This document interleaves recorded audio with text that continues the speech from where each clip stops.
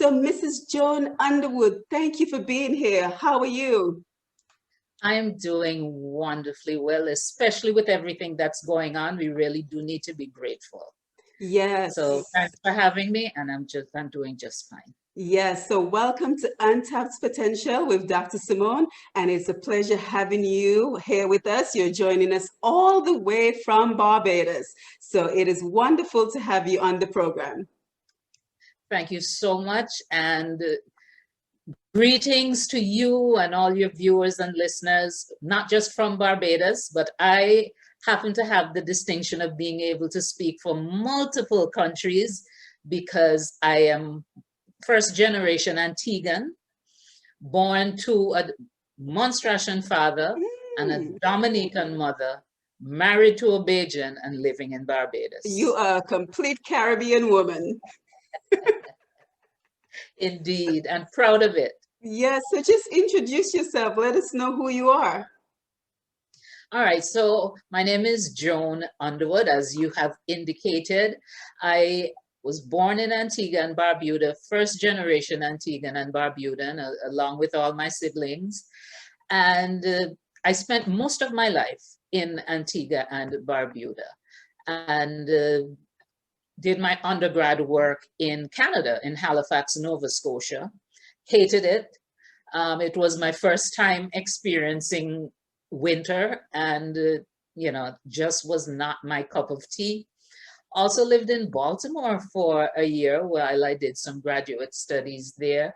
Lived in the Washington, D.C. area because I did my first master's degree at George Washington University.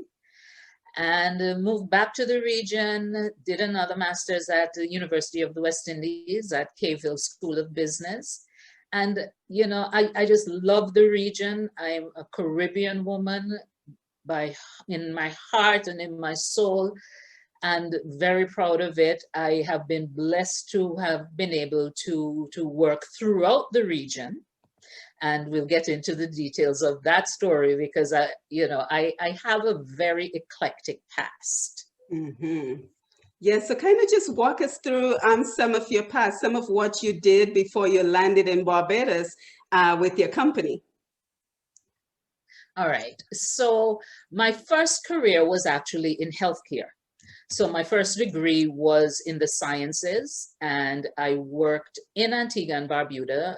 Back then it was the government hospital was known as Halberton Hospital, and I was a lab technician. I later went to Johns Hopkins University to specialize and became a cytotechnologist. And that's a word that most people are not familiar with. But if you think, women in the audience, think of your pap smears, I'm the person who would look at the pap smear under the microscope and hopefully tell you that you have no cancerous or precancerous lesions. But while I was working as a technician, as a lab technician, I became frustrated by what I perceived at that time to be bad policy and bad management. So for example, I collaborated with public health nurses to do an educational campaign to encourage women to come in and have their pap smears done. And we had a fantastic response. Women were coming in. Unfortunately, because they had not been having their pap smears on a regular basis, we were finding lots of cancers and precancerous lesions. But the thing is, once you know what the problem is, then you can start to deal with it. And in the middle of that wildly successful public education campaign, we ran out of reagents. Wow. So we weren't able to process the pap smears anymore. And, so with their lobbying, the administration to buy the supplies so that we can continue, because we've taken all these pap smears and now we're unable to read them. And they were like, oh, we don't have it in the budget. And I was like, this is ridiculous. So I ended up, instead of focusing, and obsessing on the problem, I said, what's the solution? The solution is more effective healthcare planning and policy. So I went off to George Washington University and I did a master's in health services administration. But by the time I got back to Antigua, well, let me say, before I left, when I said I wanted to go and study in the public service, it's oftentimes a lot about length of tenure. So when I said I wanted to go off and study and explain why, I was told, oh, there are plenty people ahead of you. Oh, So wow. it wasn't a case of this is what we need or not what, it's not what we need. It's simply you're in a queue and you have to wait till the more senior people get through. And so I decided, you know what, I'll resign and I'll go on my own. Wow. And so that's exactly what I did. I resigned, and people thought I was crazy, but I really believed that we could do better. And so I put myself through. I have worked full-time, went to school full-time, graduated, moved back home. But at that point in time, I decided, you know what? I don't think I'm going to fit back into the public service, given the way it's so highly bureaucratic. It's going to be so hard to effect change. So I ended up managing a private community hospital instead.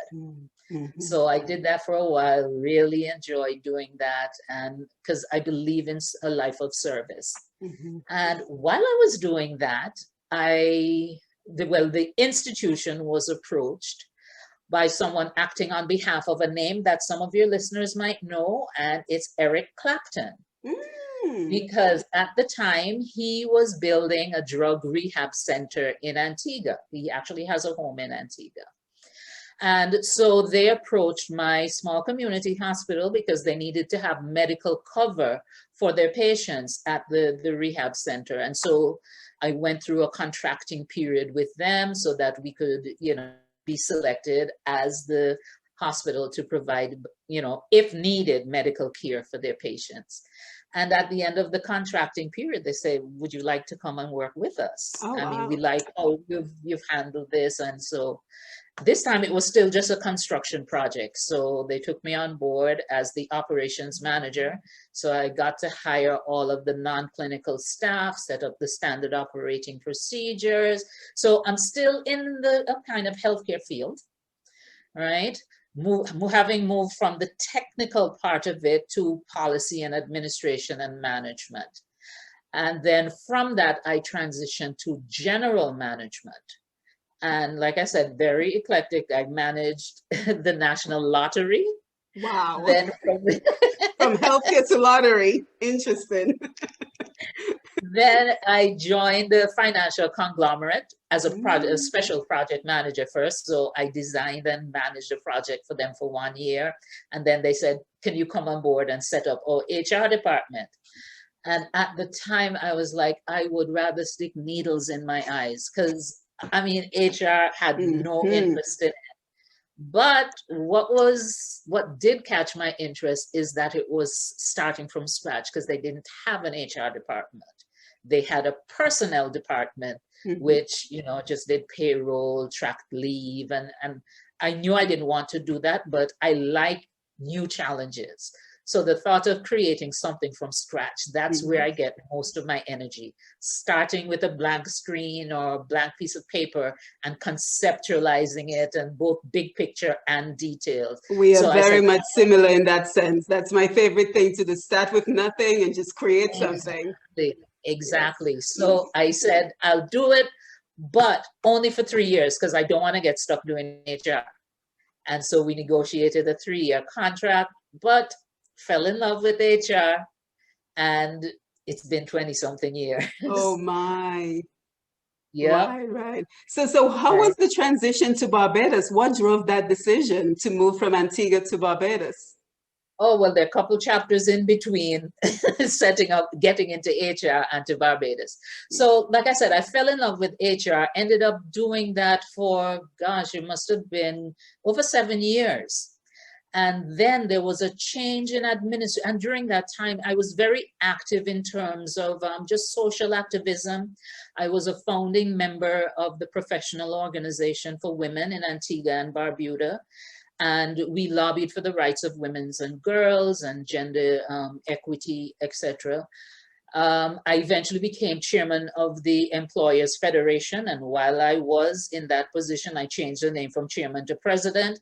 They had, so it became, and I changed the name of the organization also, because it was just Antigua Employers Federation. We're a twin island nation. So we changed it that year to Antigua and Barbuda Employers Federation. And through my role at the Employers Federation, I worked regionally as well. And that year was actually awarded by the Caribbean organization as the employers champion for the region based on the work that I was doing at that time. So after there was a change in administration in Antigua and Barbuda, the new administration asked me to serve as one of their non-resident ambassadors. And so that was another major shift. So I became Antigua and Barbuda's ambassador to a number of Latin American countries: Argentina, Brazil, Chile, Mexico, Venezuela, and Colombia. And so I did that from 2004 until 2012, which is when I first moved to Barbados, because this is my second stint in Barbados. And so from 2004 to 2009, I worked as an ambassador, but still had my job in the private sector. Because with small island nations, you know, we don't have as many resources as some of the bigger nations. And so the government often partners with people from the private sector to help them, especially in foreign affairs. But then in 2009, Prime Minister Baldwin Spencer, after winning his second term in office, asked me to come and work with him full-time as his chief implementation officer. And so I gave up the private sector at that point and went to work with PM full-time. And still, I still was appointed as ambassador. So I had the diplomatic portfolio, and then I had a substantive role in the office of the Prime Minister. So that was from 2009 until 2012. And again, I meet my new opportunities while doing my old stuff. Yes, because I was about to say that's a pretty impressive role for most people. That is what they would aspire to become, ambassador for Antigua and Barbuda in Latin America. So why take yet another leap and go into your own private business? And of course, before you answer that question, let's just remind everyone who's watching on Facebook Live and listening to us that we are joined today out of Barbados by Miss Joan Underwood, Mrs. Joan Underwood, and she is the author of Manager's First Aid Kit, and she's also a business owner for coaching companies. So she's just kind of walking us through the journey of how she started off in healthcare, then she managed the lottery system in Antigua, she became the ambassador for Antigua for Latin America, and now we're going to talk about what she is currently doing. So truly a very eclectic journey, I must admit. And there are a couple more chapters before I get to the current one. So while I was working, the thing is, in terms of why the change, I was a political appointee, and we know the political cycles. All right, so I started working with the administration when they won their first term in 2004. They won a second term in 2009. That's when PM asked me to come and work with PM Baldwin Spencer, asked me to come and work with him full time. But we, you know, the political cycle is a 4 to 5 year cycle. Right. And so from 2009, by 2012, I'm already starting to think, okay, let's read the tea leaves and see where this is going. So by then, because remember, we had the financial meltdown in 2008, 2009. So the economy was doing really badly, and an incumbent government always suffers when that happens. So by then I'm starting to say, okay, you need to start thinking about what's the next stage of your life. And again, while executing my role in the Prime Minister's office, I came into contact with some representatives of the Canadian government. They were doing a regional project, and they came to Antigua and Barbuda to interview, you know, various stakeholders for it. And again, during the course of that, they said, hey, would you like to come and be a part of this? And I was like, sure. Thing is, the headquarters is going to be in Barbados. Right? So there's no way I could have done both. So I had to go and talk to Prime Minister Spencer. I said, listen, I may have an opportunity to manage this project that the Canadian government is doing. And again, you know, I love startups. So it's a Mhm. startup project. It's challenging. It was the Caribbean Leadership Project covering 12 CARICOM countries, doing leadership development for the senior public sector leaders. And there's some other components, but that was the flagship element in the project. And I mean, Prime Minister Spencer, he's a mentor to me. And while other persons would have had their own interests at heart, he said to me, this is a wonderful opportunity for you. And I believe you will translate it into a wonderful opportunity for Antigua and Barbuda. And So how long take. ago was this? So this was in 2012. Right. Mm-hmm. So I applied. I was hired. Well, it was a consultancy. So I got the gig, 3 years to manage this project. And so I moved to Barbados to manage the Caribbean Leadership Project. Yes, so but what did you have to take into consideration? Because you had to uplift your entire life from Antigua to move to Barbados. And you know, on this program, we talk about turning challenges and obstacles into opportunity and success. So what did you have to take into consideration while making such a life-changing decision? Great question. Fortunately for me, at the time I was single. My biggest concern was my dogs. I had 2 Oh, Doberman, and I just couldn't imagine living without them. So I spoke to my vet. So that was the biggest yes, consultation I had in making that's this move. important. Talking to the vet, how can we make this happen for me to relocate the dogs to Barbados with me? Mhm. And so we had to go through all this stuff about quarantine. So they couldn't move immediately with me. But, you know, within a month or 2 of moving, then we were able to get it. And once the dogs arrived, Barbados felt like home. Yes, yes, and I've So been to I had Barbados. It's that a lovely flexibility. place. Yes, it Yes, is it's indeed. beautiful. And there's so much that Mhm. I love and appreciate about this country. Mhm. Yeah. Mhm. Now, how did you transition into owning your own company? All right. So, like I said, that was a 3-year contract, and I already told you I get bored after a while. So, the thing with the project, again, coming at a startup, had to do all the standard operating procedures, hire all the staff, furnish the office. I mean, everything. Make all the linkages with the 12 participating countries. We had to design the program. So, it was fascinating. It was exciting. I mean, I just had a blast. And then it was up and running, working like a well-oiled machine. So guess what? I Well, started getting restless. yes, I'm the same way too. And, you know, my life kind of goes in either 3-year cycles, or 7 is kind of the outer edge of it. Mhm. That's kind of like my absolute maximum. And so the person who, the coordinator of the project, the Canadian coordinator of the project, realized that I was getting a little bit restless. And I think in a quest to keep me, you know, engaged, Mhm. offered me the opportunity to, because I was there as a project manager, offered me the opportunity to facilitate the leadership development program. Because something I haven't mentioned, but I've been doing like while all this other stuff is happening, is that I teach for UWI.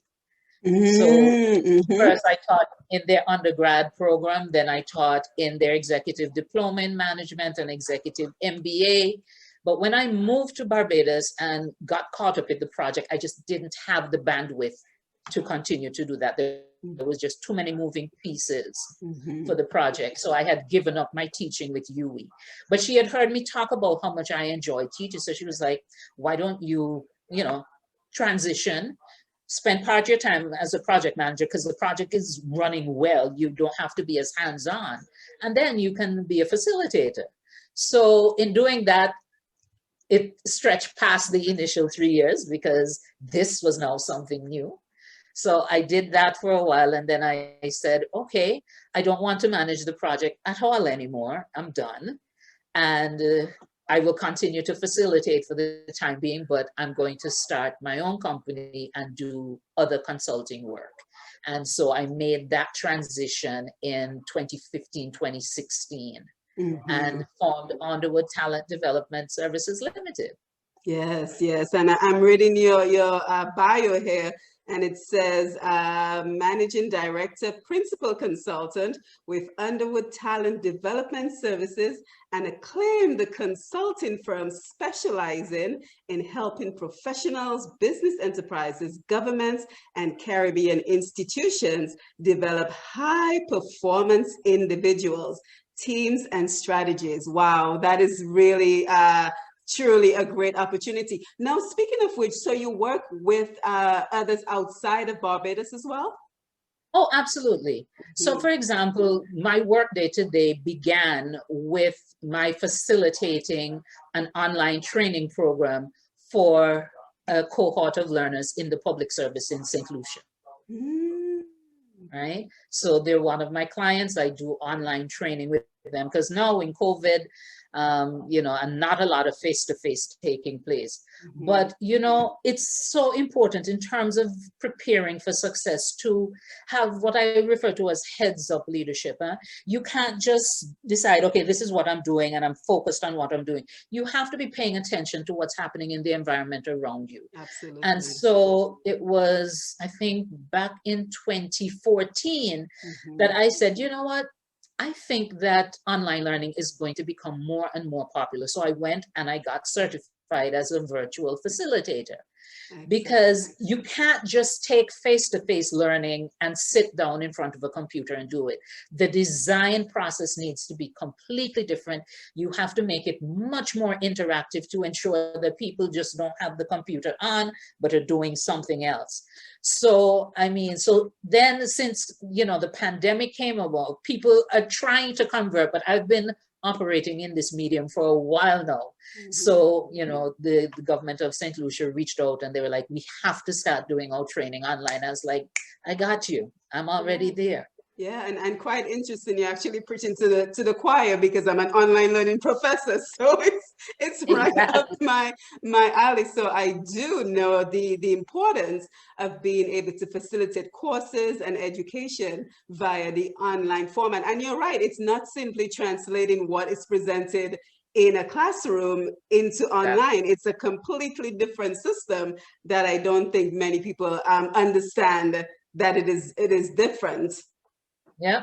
And, you know, for me, I know that I've gotten it right because I try not to let the sessions go beyond 2 hours. That's the absolute max. If it can be shorter, I'll keep it shorter. But for me, I know that I've done a good job in designing the session. If when I start wrapping up, people say already, I mean, the time just flies if you get your design right, if you have the right amount of engagement. It's not a chore, it's not a task for people to be with you for those 2 hours. Right. And I want to make sure we get to your book before the time runs out on us. So tell us why it was important for you to write this book, Manager's First Aid Kit. Why was it important? Okay, so here's my book, baby. This is Manager's First Aid Kit. Why was it important? So you mentioned that I'm a coach, a professional coach. So I do performance coaching and I do executive coaching. And I just heard so many stories from good people working really, really hard, who are stressed out, who are anxious, and helping them in a one-on-one relationship and the type of feedback that they get. But the thing is, I wanted to have even bigger impact.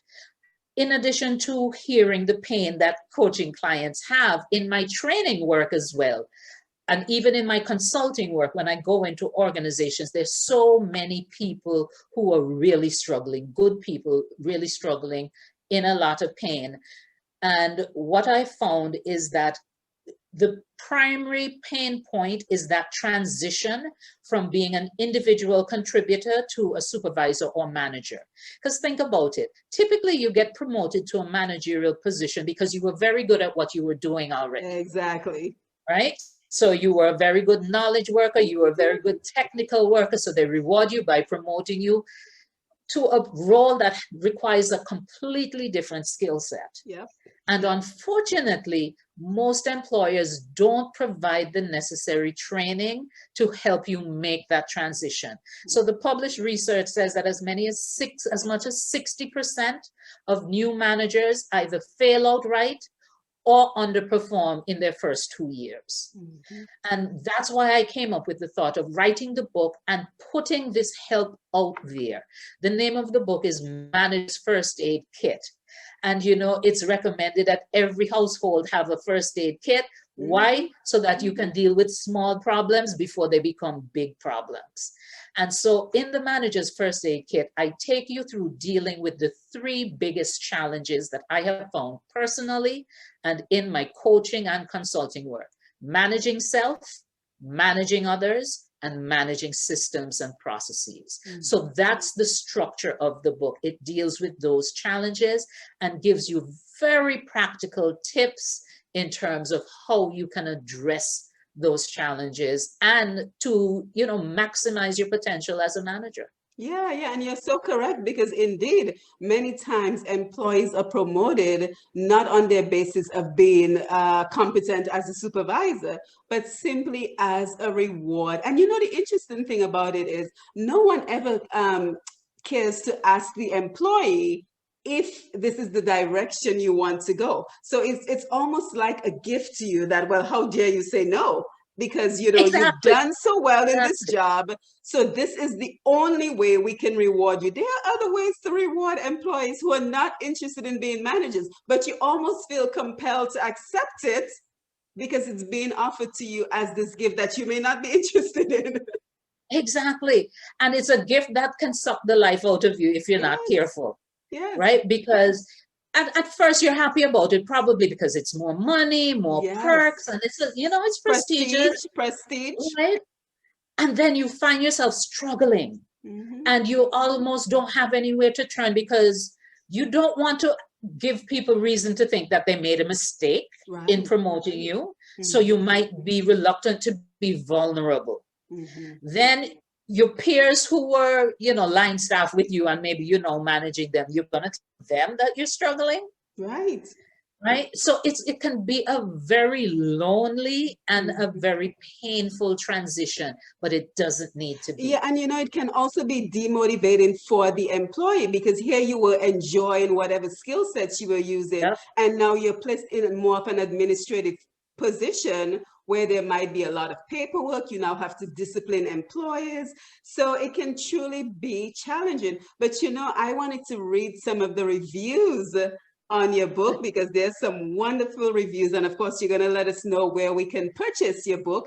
And this is a book for just about any person who's interested in career advancement, because it gives you the tools that you need as a manager, or if you're aspiring to become a manager. So I want to just read some of the reviews. So we have here, this book is a must-have for a new supervisor or manager, or anyone who would like to refresh their managerial skills. Extremely practical, and should be one of these books that you keep handy and reread to hold yourself accountable to consistently demonstrating the foundational behavior associated with both managerial and leadership skills. I want to read one more because they're so engaging and thoughtful.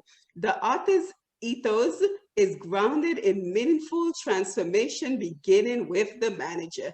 The approach challenges the reader to deep introspection to identify lasting solutions. Congratulations. Thank you. Thank you. The book has been extremely well received. I'm really gratified by that. So you know, I can see this becoming a staple in the Caribbean, because like you and I were having a conversation, many times that is an area that is lacking. Yeah, you might go to UE and take a managerial course, but if you're looking for just that first aid aspect, something to just grab quickly when you get Mhm. the news that maybe you're going to be promoted, it is a wonderful tool to have with you to read and get more information. Absolutely. And I have some corporate clients who have bought copies of the book and given them to their managerial staff to Yeah. help them to navigate the Yeah. space. And that Mhm. is what I would also recommend, that companies who are interested in investing in their employees should take the Exactly. opportunity to purchase the book. And while you're offering the gift of being a manager, you offer the gift of the book as the toolkit. Absolutely, Yes, absolutely. And yes. you know, you mentioned that we both teach. Just last evening, I was interacting with a colleague who is also a lecturer. She teaches in the UE Open Campus program. And she said to me, I'm actually using parts of your book with my class on effective management. Mm. So I mean, I was really pleased to hear that, because something else that has bothered me as someone who has operated within the academic space in the region is that we don't have enough of our stories, our research to Mhm. bring to the classroom. So Mhm. I'm really, and when I was working on the book, there are lots of stories in there from my time in the foreign service, from my time in the corporate world, that I tell stories. So they're very relatable, because these are stories about Caribbean people. And some of them are stories of us being best in class, because there's a particular story in the book where Trinidad and Tobago, I compare how they handle international relations to how the US handled a particular situation. And Trinidad was held up as the exemplar in that case. Yeah, and you know the interesting thing about it is many times we think of the Caribbean as one people, and we're not. There's a completely different mindset in people from Barbados and Trinidad and Dominica and St. Lucia. And it's so interesting that you mention having our people's stories included, because a lot of times the books that we're using is based on information from the US, research from the US. So here you've done the work on the ground in the Caribbean. What motivates us as Caribbean people? What are our needs as Caribbean managers to be able to help our employees? Because think about it, if you're in Trinidad, one of the issues you're going to have to deal with as a manager is carnival. because from what I, because from what I hear, carnival time is not a holiday in Trinidad, but nobody goes to work. Not So how do you deal with officially. that as Yeah. a manager? Pick your battles. And the other thing I think is so fascinating about what you've done with the book is the fact that you've taken all your other experiences. So Yes. now you can apply this to management in healthcare. You can apply this to management in government. You can apply this Yep. to management in the private sector. Was that your thought process when you were writing the book? Absolutely. Absolutely. So it has such a broad-based appeal, Yes. public and private sector, new managers, aspiring managers. I have to tell you something I didn't expect, though, that caught me by surprise, is how much entrepreneurs are loving the book. Because I Ah. totally wasn't thinking about them when I was writing the book. But I mean, afterwards, I said, well, why didn't you? Because they have to do all those same things that Yeah. managers are doing within, you know, corporate settings, right? Because Mhm. as an entrepreneur, you're chief cook and bottle washer, everything is going to fall in your lap. Yes, yes. So again, congratulations on the book. And of course, we want to find out, where can we buy the book in the Caribbean, in the US, because this is a worldwide program. So we are very interested in finding out exactly where we can pick up a copy of your book. Okay, so you know the saying, home drum beats first. So if you're in Antigua and Barbuda, you can get Manager's First Aid Kit. And again, this is the book, the paperback version of it. You can get it at Best of Books and the Methodist Bookshop. If you're in Dominica, and the books landed in Dominica yesterday, Oh, so wonderful. Jays is my partner in Dominica, and thanks to my cousin Mickey Joseph for facilitating that for me. And Jermaine Jewel Jean-Pierre, she was the one who made the initial contact and requested that I ensure I get the book in stores in Dominica. So Jays is on board. The shipment landed in Jamaica today for Kingston Bookshop. So it's currently being cleared. So we can look for those in Jamaica. You can get it from Kingston Bookshop. And in Barbados is at Days, but we're on lockdown right now. So you have to wait until we open up to get it. But that's for the paperback version. The book is also available electronically for download in Kindle or whatever other electronic reader you use. And it's on Amazon. So if you go over to Amazon, you can simply search for my name, Joan H. Underwood, and you'll see my book. And as of last night, it's also available in audio form. So the audio book is available as of last night. And special promotion right here, because if you signed up for a free trial version of audiobook, you will get my book completely free of cost. Wow. So log on to Amazon before they change their mind on this. Right now, you can get an audio version of my book. So if you're working out, going on your walks, doing stuff around the house, you can listen to the book. One of my readers, when I posted the announcement about the audiobook, because she already has her autographed copy of the paperback, and she was like, I'm logging on now because I can listen to it when I'm doing other stuff, and it will reinforce the lessons so that I can really internalize them. Yeah, and the good thing about it, if you have the audio version, you can listen to it over and over again. So if, for example, you just want to hone in a particular area, then you can revisit that information over and over again. So again, congratulations. I can tell that you're very excited about the new book and everything else that you're doing with your career. Now, have you ever thought of maybe having your own workshops based on the book? Because I think this is just such powerful information. Well, let me tell you what, it's the other way around. The book is based on my workshops. Ah, I get it.